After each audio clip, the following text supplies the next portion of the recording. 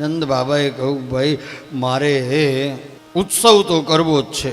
ભગવાને કહ્યું બાબા એક કામ કરો, ગોવર્ધન ઉપર આપણી ગાયો ચરે છે એટલે આપણે ગોવર્ધનનાથજીની પૂજા કરીએ અને એના ઉપર આખા વ્રજમાંથી દૂધ એકત્રિત કરી અને ગોવર્ધનનાથજી ઉપર અભિષેક કરીએ, એને 56 પ્રકારના ભોગ અર્પણ કરીએ.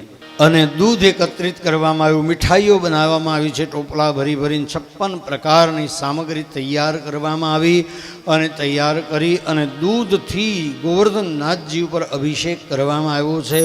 અને અભિષેક કરીને 56 પ્રકારની સામગ્રી શ્રી ગોવર્ધનનાથજીને અર્પણ કરવામાં આવી.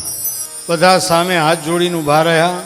આંખો બંધ કરો, બધાને આંખો બંધ કરવાનું કહ્યું.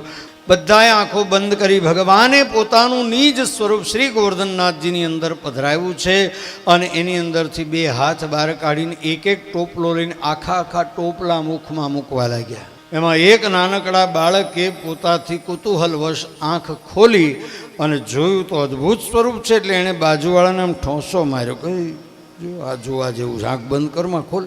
એણે ખોલી, બાજુવાળાએ પછી એકબીજાએ બધાએ કરીને બધાએ ખોલી અને જોયું. એક જણાએ આવીને કહ્યું કનૈયા આ ગોવર્ધનનાથજીનું સ્વરૂપ તો અસલ તારા જેવું છે. એને ક્યાં ખબર હતી કે આણે જ પોતાનું નિજ સ્વરૂપ એની અંદર પધરાયું છે.